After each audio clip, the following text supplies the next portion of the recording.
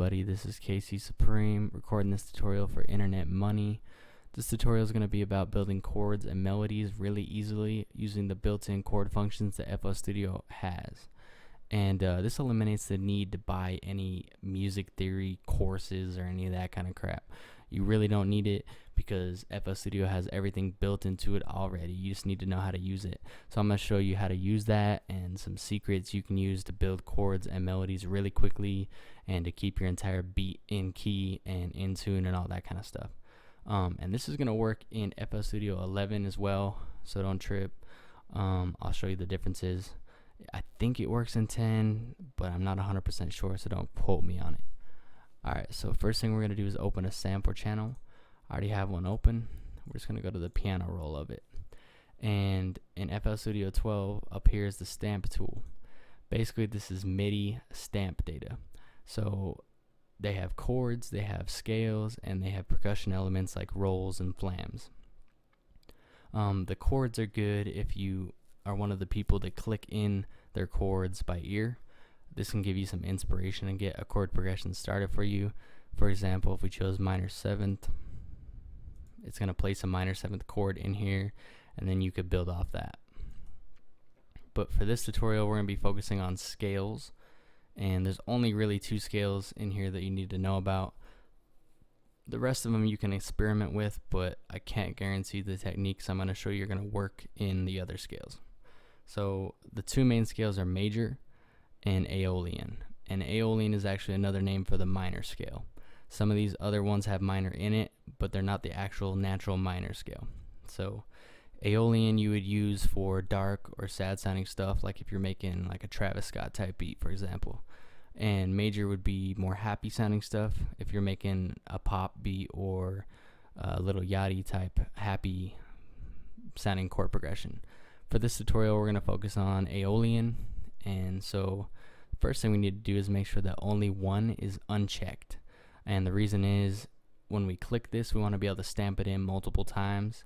If only one's checked, you have to open the menu every single time. So it's already unchecked for me. That's good. So we're just going to select Aeolian. Now this is the part where you choose what key your beat's going to be in.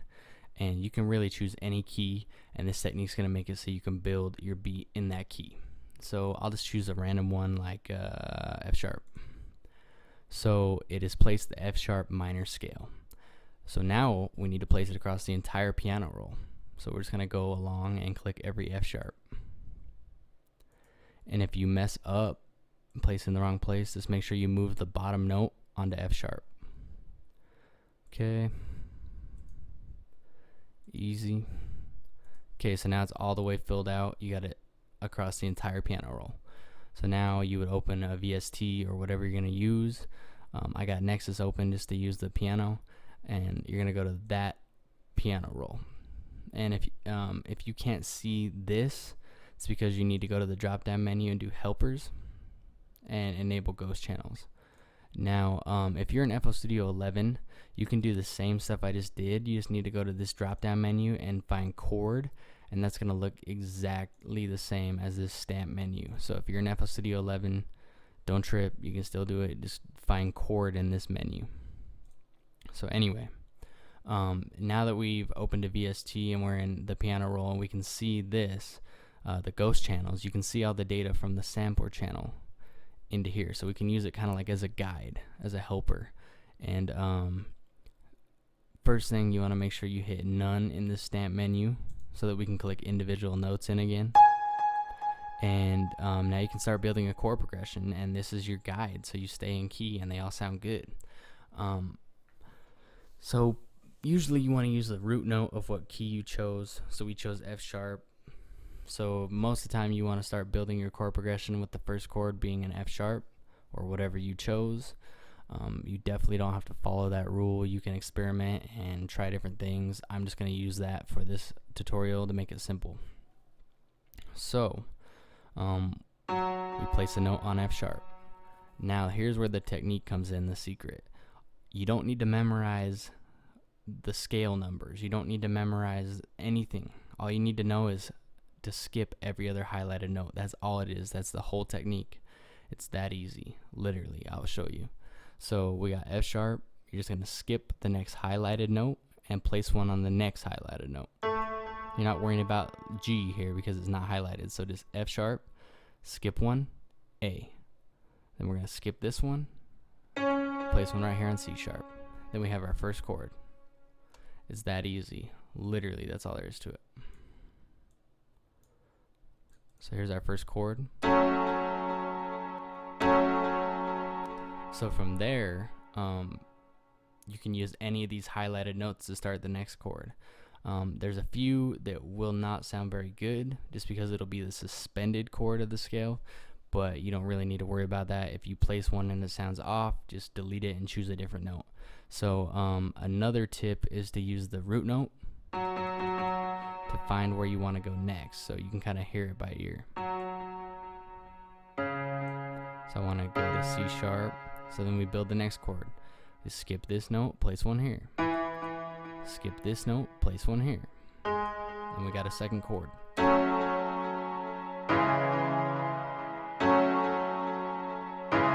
It's that easy. Let's just keep going. So I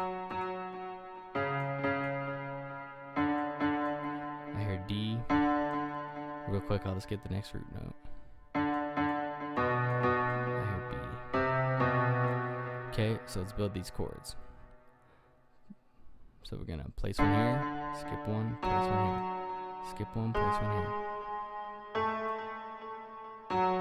Then this one. Skip this one, place one here. Skip this one, place one here. Now we have a chord progression just like that. That quick, that fast.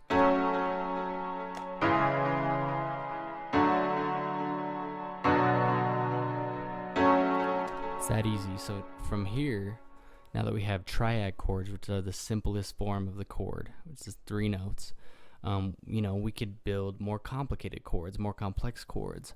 So we can build 7th chords, 9th chords, and really get complex with it. And it's the same technique. Literally, we're just gonna skip this note, place one here. You just skip a note between every note you place. Now we have a 7th chord. Keep going. Skip this one, place one here. Now we have a 9th chord. Let's keep going. Skip this one, place one here. Now we have an 11th chord. You could do 13th chord. But it starts to sound messy. So you don't always want to go that high. As you can hear, it sounds kind of messy. So you'd want to delete some of these other notes. But you get the idea. Let's stick with a 7th. I'll turn these into a 7th. Just literally skipping every other note.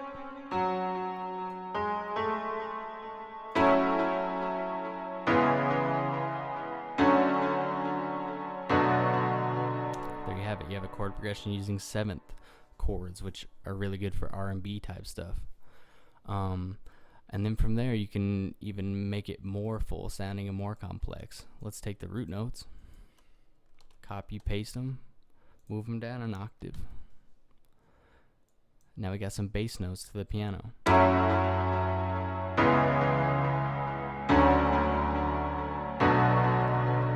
Now it sounds more full. It's that easy. Some other things you can do is play with chord inversions. So let's turn these back into normal triads really quick so it's not too complicated. Get rid of these bass notes. So you have the basic chords. And this chord is comprised of F sharp, A, C sharp. That's the chord. Now, this same chord can be inverted, and basically that just means you're changing the order in which the notes are in. Same chord, just an inversion. So we can take this F sharp, move it up an octave.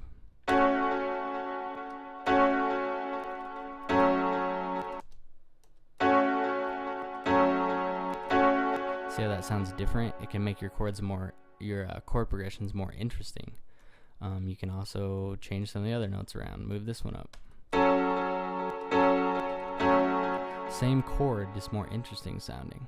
So if you do this throughout your whole progression where it sounds right, then your progression sounds more realistic, more complex, more full, stuff like that. And I mean, you can play all around with the inversions, which is the same chord as this. It sounds better. And then besides inversions and more complex chords, you can use this technique to build melodies over the top of your chord progression. You just need to use these highlighted notes. That's all it is. It's in key. It's going to sound good. So I'll just randomly place these, and you'll see it's going to sound pretty good.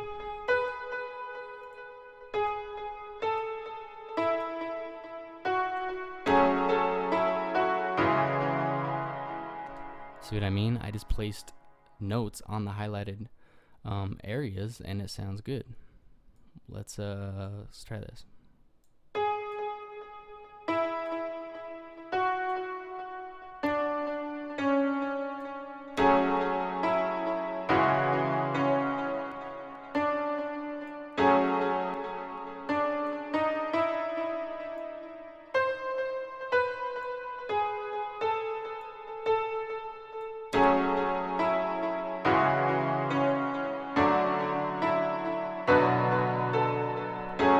Obviously, you could spend more time and make it sound better, but you get the gist of it, that I just randomly use the highlighted notes and click stuff in, and it sounds good with the chord progression.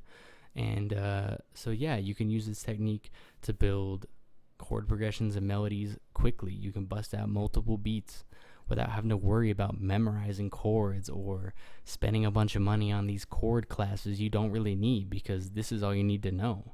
It's built into the DAW, literally.